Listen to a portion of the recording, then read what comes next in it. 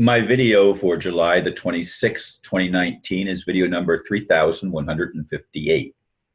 The title is Paradoxman was original host for Goldfish Reports. I had two friends send me the link to the Goldfish Report number 281 that was recorded about a week ago. Louisa is the current host and Steve is the co-host. The guests on this episode were Benjamin Fulford of the White Dragon Society and the Red Dragon Ambassador. Some may wonder why this would be of interest to me, besides the fact that they are talking about the global financial reset. As both friends knew when they sent it to me, I was the original host of the Goldfish Reports. But when I began having health challenges, the ambassador chose a man named Radagast to replace me. I'm not sure if anyone else played that role in between Radagast and Louisa. Of course, there have long been plans for a global currency reset that would require all currencies to be backed by actual physical assets like gold, silver, precious metals, and other commodities that have value in our world. Yes, the US dollar is a fiat currency, which means it is money backed by absolutely nothing with tangible value.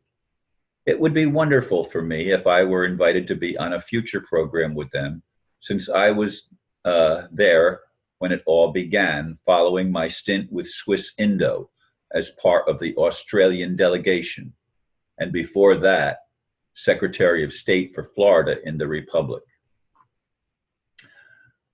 Let me say that I also just received yesterday news that Tim Turner, the president of the US Republic, or the attempt to reestablish the Republic with some legitimacy as opposed to the corporate structure of the United States of America, he died apparently very recently. At least that's what I just got news of. And as far as I know, he was still in jail for his role in trying to do what is right. That is, restore the United States to its original setting of being a republic as opposed to a corporate structure. Anyway, folks, I have been involved in this stuff for a long time. And as I said, this is video number 3158 for me. For the Goldfish Reports, it's number 281. I mean, there's a little bit of a difference between those numbers. I've been doing this for a long time. And I was contacted when I was part of Swiss Indo, and when that was seemed to be unraveling. I was contacted by the ambassador and asked to bring him on my program. And there were videos that were recorded with him and other people that were part of a group of people on this planet that are trying to wake others up, because we have been lulled into sleep for a long time. That is, most of humanity I'm talking about now has been put to sleep, and we don't even understand or we don't comprehend all of the games that have been being played that reduce us to corporate structure, which means we are dead entities, and all corporations, as I keep saying, are dead entities. To me, corporations should be virtually unlawful if they exonerate the people involved from having to take responsibility for their actions. You can't hide behind a corporate veil lawfully, in my mind. Okay, now I know in the mind of those that create the corporations, that's exactly what they want. They want to be able to hide behind some veil that keeps their actions private and secret and doesn't hold them accountable for the crimes that they actually commit. And in case you haven't noticed, governments are responsible for many crimes and have been for a long time. And people that are put in positions of leadership in so-called governments, these mind control institutions, are usually not people of moral conscience and of great human values. They don't respect human values, in other words. So this whole thing for me is could be coming full circle. Now, I don't know if Louisa is going to invite me to be on the Goldfish Report. I'd love to talk with Benjamin Fulford. I mean, I've been following his posts. He posts something every week, and I've been following them for a long time. And I haven't seen a whole lot of the Red Dragon's material, although the Red Dragon himself, under his real name, which I'm not going to say in this video, he is a martial artist, and he lives in Europe, and he was the one that introduced me to I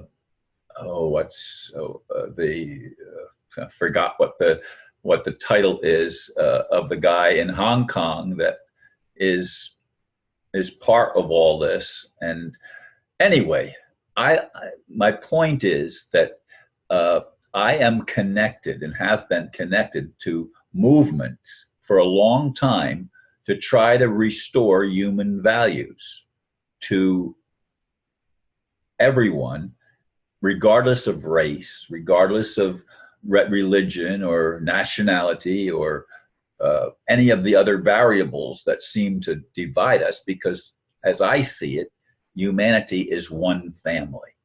In fact, not just humanity, but creatures on other planets and in other universes are all part of one interconnected web of life, if you will, that all springs from the original creator. And yes, I pray for the original creator to start taking responsibility for creation and healing the miscreations that have been occurring for eons by people that have egos that are totally out of balance and totally out of harmony with any loving plan for us to recognize the interconnectedness of all life and start working together to build a community that is global, a community that is beyond global even, that is not just international, but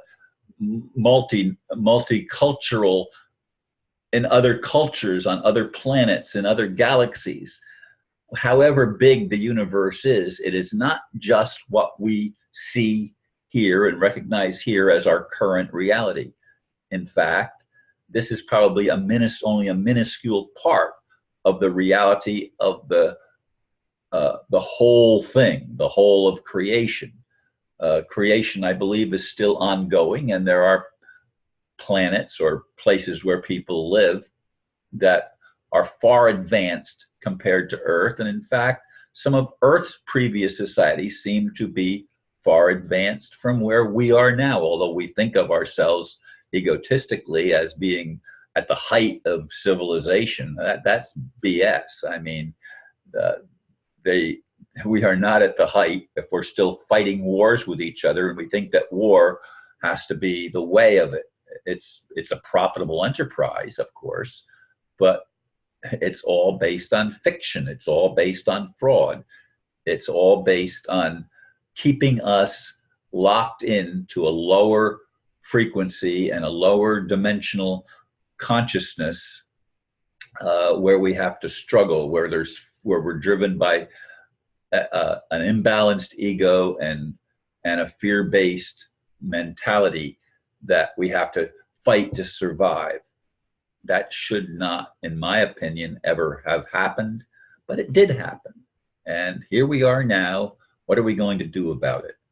I, again, hope that Louisa or the ambassador or somebody reaches out to me and says, let's have Ron on and talk about what he's doing and where he's at now in relationship to what's going on in the world.